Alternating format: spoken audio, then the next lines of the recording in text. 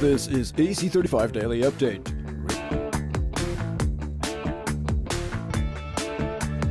We work the forecast. It's an open match race on even speeds in Bermuda for the LVAC Challengers Final. Burling bags a 2-1 because Outridge takes the plunge.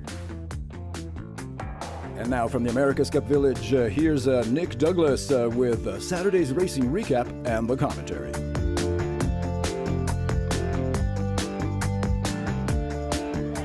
Hi Nautical Channel sports fans, this is Nick Douglas, the Sailor Girl, in amongst the action at the America's Cup Village in Bermuda after the first day of the Louis Vuitton America's Cup Challenger Playoff Final. What a day. The first match we saw Artemis Racing come off the line with their light airfoils on. Emirates Team New Zealand had their heavy airfoils on and it was only about 8 knots. Could Emirates Team New Zealand make a race of it? Yes, indeed they could. They managed to come back and force a penalty on Artemis Racing on the portside boundary. They managed to wash off that penalty, but then came down to Emirates' line. It was incredibly tricky, that's for sure, but the Kiwis ran away with it to finish in the lead. Coming into the second race, again, Nathan Outridge on board Artemis Racing nailed the pre-start. And he held off Emirates Team New Zealand right until the finish, not even letting them have a sniff.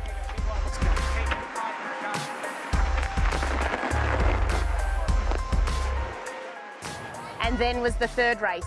Who would take the decider between Artemis Racing and Emirates Team New Zealand? Wow. Again, Artemis Racing won the pre-start, reaching over the top of Emirates Team New Zealand. They managed to hold off the Kiwis all the way until the final work, where Emirates Team New Zealand came back at them. And we thought it was all over just because of a weird wiggle that was seen on board Artemis Racing. The next thing we knew, all eyes were on the water as we were looking for the man overboard. And who was the man overboard from Artemis Racing? Finally, we get to see that Luke Parkinson, who is in fact one of the foil trimmers and grinders on board Artemis Racing, was steering, trying to get Artemis Racing home when it was neck and neck with Emirates Team New Zealand, but it wasn't to be. The team couldn't jibe, and that was that. Apparently it's really difficult not only to sail an AC50 without your helm, but for the chase boat to catch up and put your helm back on board, given these boats are doing next to 30 knots. I spoke to Nathan Outridge straight after racing, and we couldn't help but have a little bit of a giggle together about the events that unfolded today. We good? You shouldn't be laughing. I shouldn't be laughing? I'm just convinced you're trying to give me a heart attack. Oh, we like to keep it interesting for everyone, don't we? Oh my gosh, seriously. Yeah. I don't know what was more interesting, you going overboard or Parko on the helm. I was just hoping they kept it in one piece without me on board. Oh, we were all hoping the same, and then it looked like they were going to have a go at it, and then they went to jibe and no. Yeah, well, you know, there's 6 people on the boat. Everyone is vital, and as soon as you lose one member, it really throws a spanner in the works. And, you know, we've come up with different plays if we lost one of the grinders, but as soon as you lose a driver or a wing trimmer, it definitely makes it tough. I'm actually not sure. I've spoken to a few people about it. You may be the first helm that's ever fallen overboard during an America's Cup regatta. That's not a bad record to hold, is it? No, definitely not. But I know they've lost grinders and whatnot, and you used to get it. In the old days, you'd get a penalty. You'd lose a grinder, the chase boat would pick them up, put them back on board, and you get a penalty. But losing a helm's a little bit different.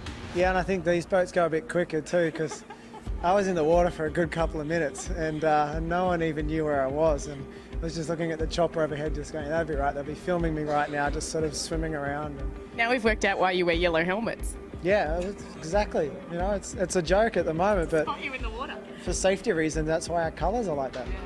So while Nathan Outridge abandoned ship essentially on that final race today, Pete Burling was very in control as always and led his team home to take a 2-1 lead going into the second day of the Louis Vuitton America's Cup Challenger Playoff Final tomorrow. I spoke to Pete Burling after racing and he is very confident in the team's pace going forward into the next few days, where light air is predicted, especially considering they were on the pace with their medium air foils.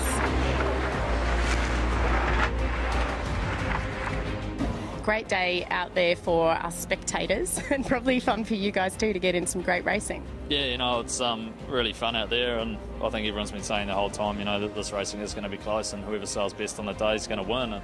And for ourselves, we were really happy with how the boat was going today. It was going really fast, and, you know, manoeuvres were pretty solid. Obviously, we had a few wobbly ones at times, but just on the whole, you know, how we improved throughout the day to put together a really solid last race and take that win was, you know, really pleasing. I think we can forgive you for being a bit wobbly, given you had those tiny little foils on. Yeah, well, you know, we were pretty happy with, you know, the configuration we went out with. It was probably a little more conservative than what the Artemis guys went with, but you know, we're really excited with that speed we still had in that first race, and, you know, really excited with the manoeuvres we could pull off. So, no, we're looking forward to the light breeze tomorrow.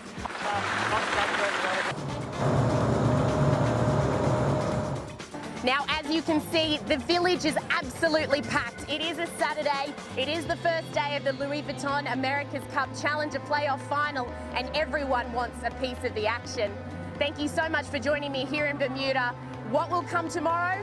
You'll just have to wait and see, as will everybody, but no doubt it's going to be exciting as these crews continue to improve their performance on the boats and bring in those traditional match racing moves at high speed that we all love. This is Nick Douglas, the Sailor Girl in Bermuda, keeping you posted on all of the happenings of the 35th Louis Vuitton America's Cup Series for the Nautical Channel. We'll keep you posted.